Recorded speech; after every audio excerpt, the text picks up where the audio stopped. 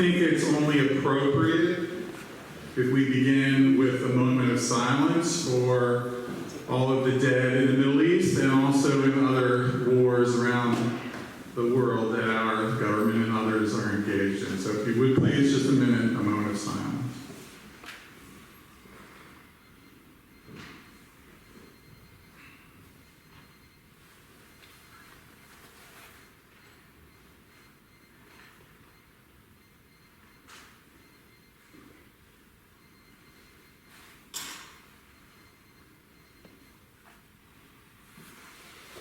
Thank you, I appreciate that.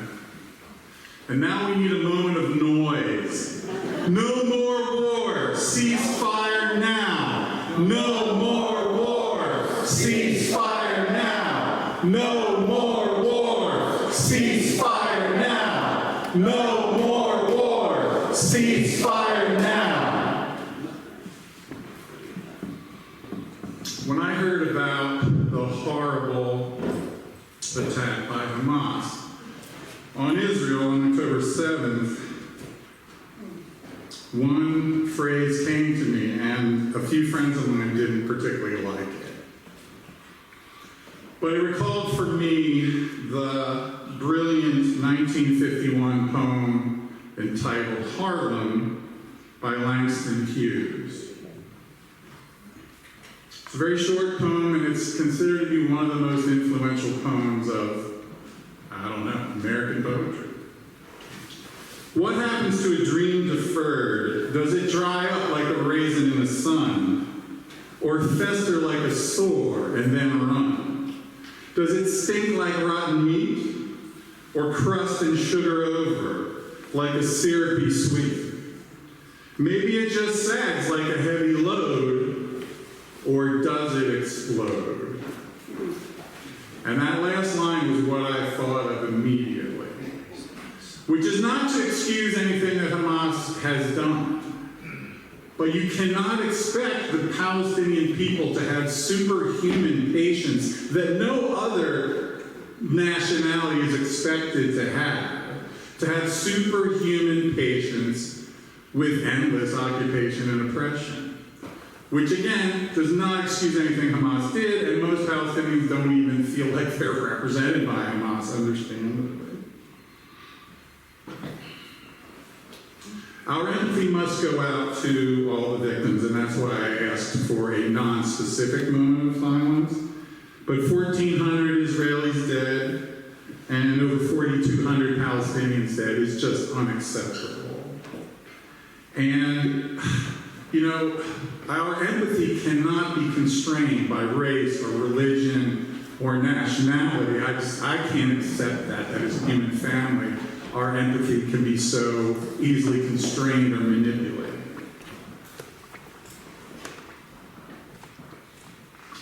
So one of the things that I want to share with you, and I really doubt any of you, well, maybe I could be wrong about this. I don't know that any of you are going to geek out on international law, and I don't know that when you go to contact members of Congress or talk to your friends that they will necessarily be persuaded by this.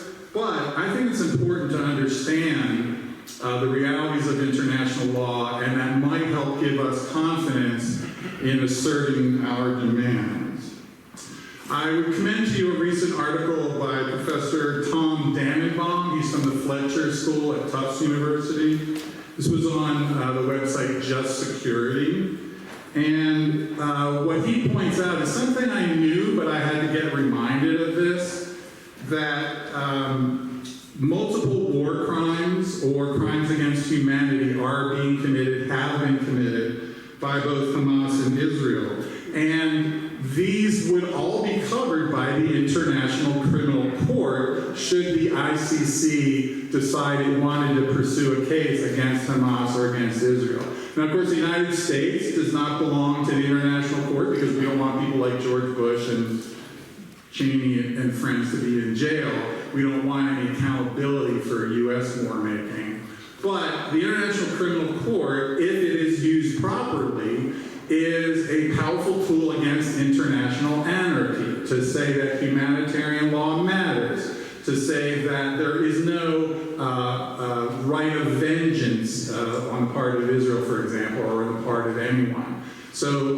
get a chance, look at that. And the reason that it would apply, Israel does not belong to the International Criminal Court, but Palestine does. And so any war crimes that are committed either by Hamas against Israel or by Israel in the territory, some people don't like to use the language of occupied territories, but that is the international definition of Gaza and the West Bank, that Israel is still considered the occupying power. And there are all kinds of rights and responsibilities that go with that, including the right to this, or the responsibility for the security of the people of those territories. And then I saw this just this morning, and I apologize to read off my phone because I don't really like to do that, but this came out just the other day from the Center for Constitutional Rights. This is, the article's in The Intercept, and it says, going all in for Israel may make Biden complicit in genocide. Human rights lawyers warned Biden that his unconditional support for the war in Gaza may implicate the U.S. in Israel's crimes. And here is a quote from Catherine Gallagher, senior attorney at the Center for Constitutional Rights.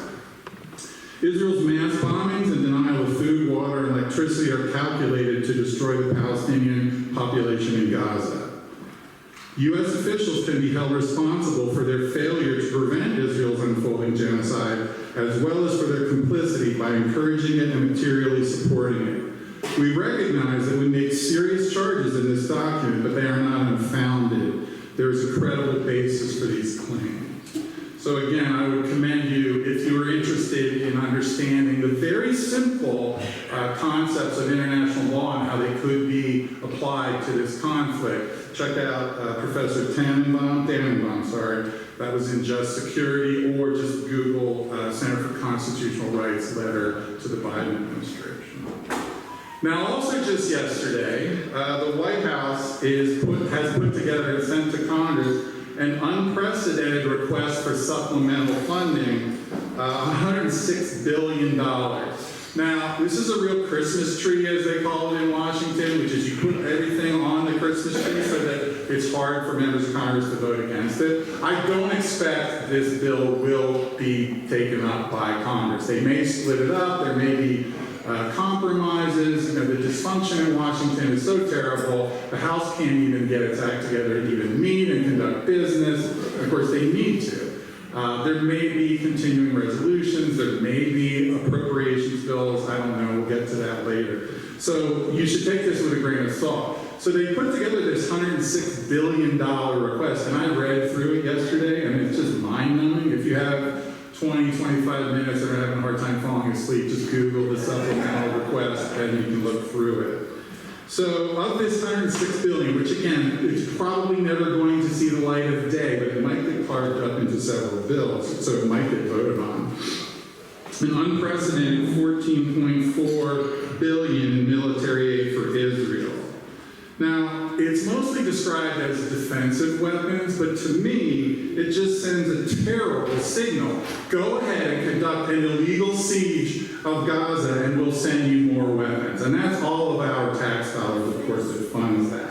There's also a lot in there for Ukraine, and that's a whole other kettle of fish, which I can talk about later. And I have a meeting with a Senate staffer on Tuesday, which I'm hoping to find out more about what might happen with that. But it's because the Biden administration has been having a hard time with Ukraine funding, and also just because of the normal budget processes and the dysfunction of Congress, that they just threw everything they could think of into this supplemental request.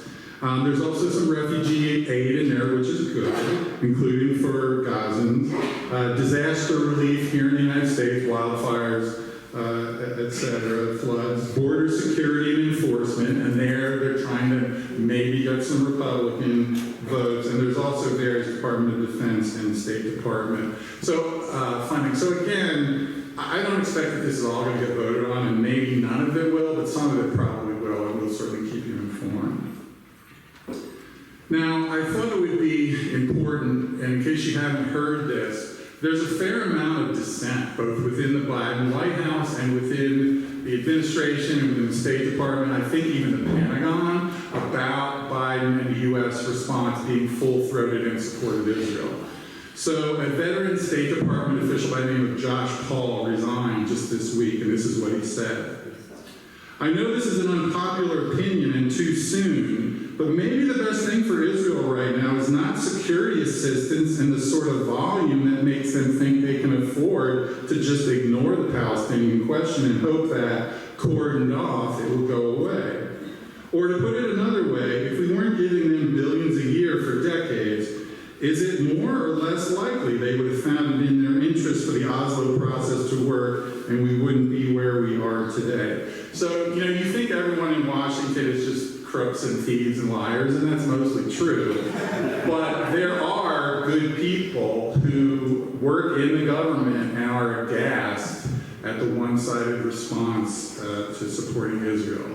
And again, that unprecedented $14.4 billion request in weapons transfers. Now, if you leave here and don't remember anything else I say, this is an important part, so you can write this down. House Resolution 786, this is calling for a ceasefire. The only New Jersey rep who has signed on is Bonnie Watson-Coleman. So, yeah, good for her, but not so good for the rest.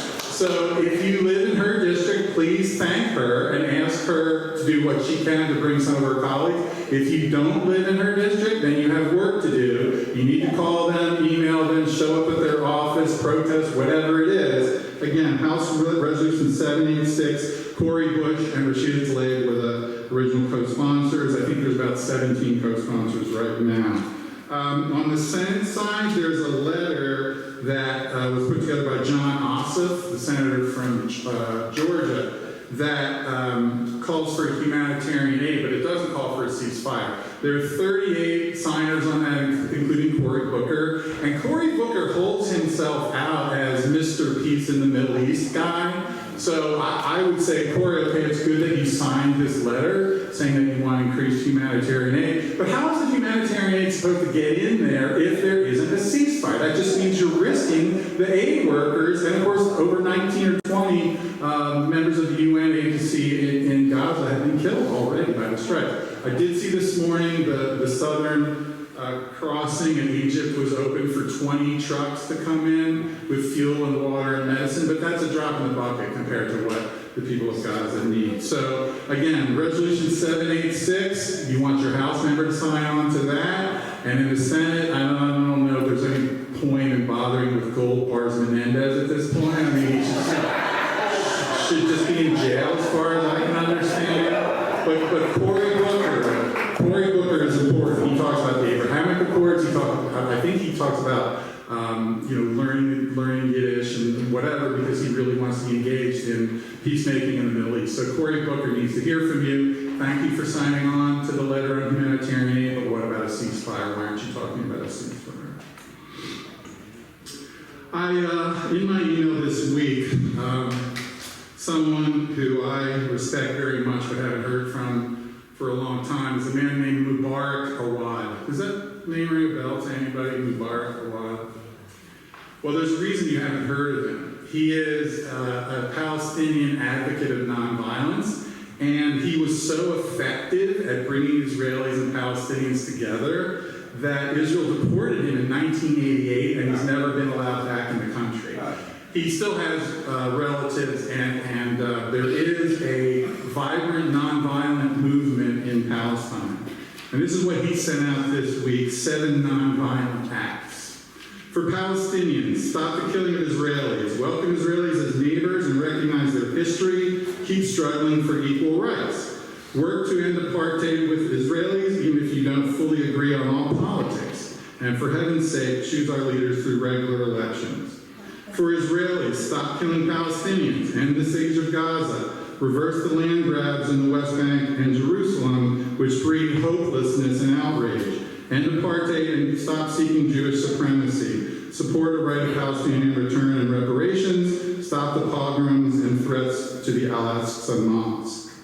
For the international media, cover this conflict the way you would have liked to have seen slave rebellions or anti-colonial massacres covered in previous centuries. Stop using the word terrorist to describe actors on either side. Both are motivated by perceptions of security and historical identity and are not simply trying to create fear, i.e. terror, on the other. For Americans, There is no military solution. Stop supplying weapons. Let's support Israelis and Palestinians equally. Show a positive example by improving our treatment of Native Americans and ending the vestiges of our domestic racial apartheid.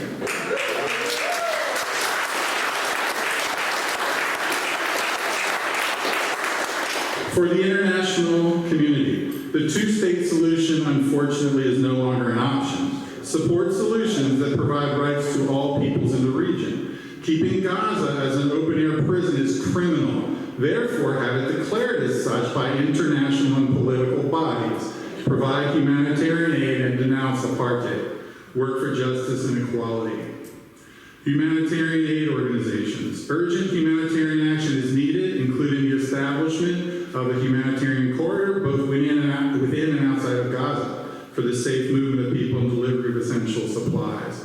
This includes opening Erez and Kerem Shalom Abu Salam crossings to allow for the movement of people and goods and remove the ban on access to the sea.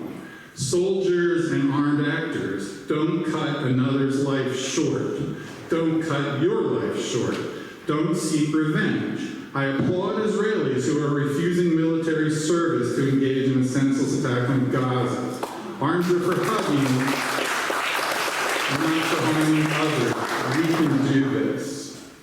So that was a wise Palestinian advocate of nonviolence that I'm pretty sure nobody has heard of because he was too effective and Israel kicked him out in 1988 and won't let him back in. But he still has an important voice and still has contact in Palestine. So what I'm encouraging all of you to do at this horrible time is act as you can. Contact your representative, as I said. Contact your senators. Protest. You guys do the vigil right out here every Friday. That's amazing. I love that you do that. Letters to the editor are important. Social media posts are important. But also self-care. At least a couple hours a day, turn off the radio, TV, turn off the computer, turn off your phone, take a walk, breathe in the fall air. You really need to take care of yourself. And I'm talking to myself as well. I do want to cover just a few other issues very briefly, and then glad to answer any questions you have. On nuclear disarmament issues, if it hasn't already, the Biden administration is supposed to be transmitting to Russia its proposal for resuming cooperation on the New START treaty, the inspections, but hopefully going beyond that to further arms reduction, nuclear weapons reduction between the U.S. and Russia. And I'm naive enough to think that the possibility of that common interest, no matter what Russia is doing in Ukraine, the common interest in not blowing the world up, and other common interests that the U.S. and Russia have, might even build confidence towards resolving the horrible war in Ukraine. On Ukraine, as I said, I have a meeting on Tuesday with a Senate staffer, and it's going to be interesting because of now what's going on with Israel and Palestine and this huge budget request that I just told you about, the supplemental budget request from Biden. There had been some movement, and of course members of Congress are all over the map, from give that Ukraine everything they need, sell them weapons, etc., to others who want to cut off all funding for Ukraine and everything in between. But there have been some offices, including some Republican offices, that we have talked to closely that are interested in the possibility of putting some pressure on the administration so that it's not just a blank check forever in terms of sending weapons and military to Ukraine. That would have some conditions, like the United States has to report, the administration would report to Congress on what their diplomatic strategy is, on what the cost estimate is on this, on how long they think this will go on. So some of that may come up soon, but again, Washington is such a mess. So all of this stuff was thrown into this $106 billion supplemental bill. I don't think it'll all come together as one package, and we'll keep you apprised as to how that is moving. On Yemen, which is an issue that I've worked on a lot, and Peace Action has for a long time, and I know many of you have as well. The people of Yemen, their suffering is not over, even though we were successful. We did something, and I actually wrote a chapter about this. It's going to come out in a Peace History Journal, hopefully later this year. It might be next year at this point. we did something pretty amazing. A relatively small movement, not a lot of organizations, basically convinced over the objections of 3 different administrations, Obama, Trump, and Biden. We convinced Saudi Arabia, one of the most horrible governments on earth, that it was no longer sustainable or in its interest to continue the horrible war against the people of Yemen. So, we did something that's fairly unprecedented, and because of all the other horrors going on in the world, a lot of people haven't paid attention to that, and the movement on Yemen was never that huge to begin with. But I appreciate all of you who have been steadfast on that issue. The thing is, the suffering of the people of Yemen is not over. There still is a de facto blockade. Very little fuel, medicine, or food gets in, and there are only 3 flights a week in and out of Yemen for a population the size of Texas. Can you imagine if there are only 3 flights a week that could get in or out of the state of Texas? Forget about how many people want to flee the state of Texas anyway. So rebuilding the economy and humanitarian aid for the people of Yemen will probably take at least a decade or more, and Saudi Arabia needs to pay for that, but so do we, because our tax dollars supported that horrible war for far too long.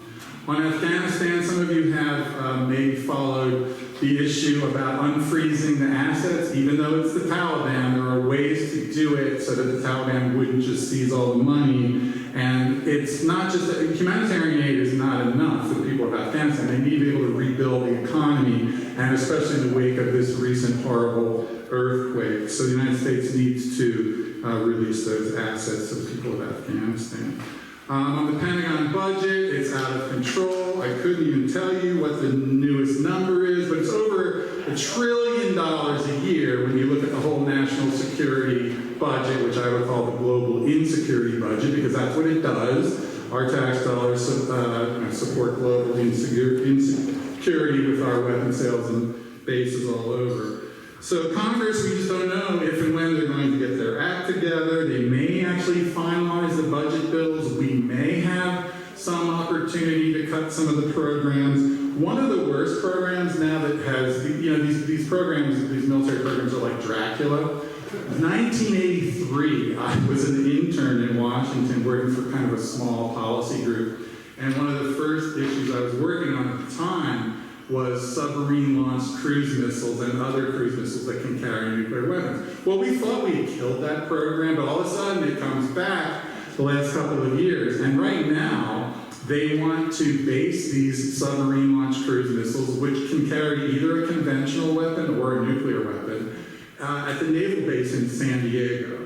And I think we can have a great campaign, because I think politicians in California would say, no way are you putting nuclear weapons at San Diego, including the 3 representatives, including Barbara Lee, who we have endorsed, who are running for the Senate. I think we need another moment of noise. No more war! No more war! Ceasefire now! Ceasefire now! No more war! No more war! Ceasefire now! Ceasefire now! That's the message you need to take to your neighbors, your friends, members of Congress, anybody that will listen, the media, etc.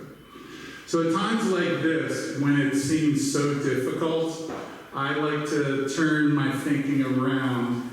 A great song from the great late David Crosby called What Are Their Names? And it ends with a very simple phrase: peace is not an awful lot to ask.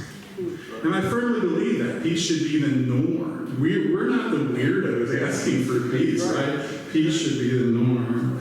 And I also wanted to leave you with words from my friend Pat Humphreys of Emma's Revolution: peace, salam, shalom. Thank you for everything you do to support New Jersey Peace Action.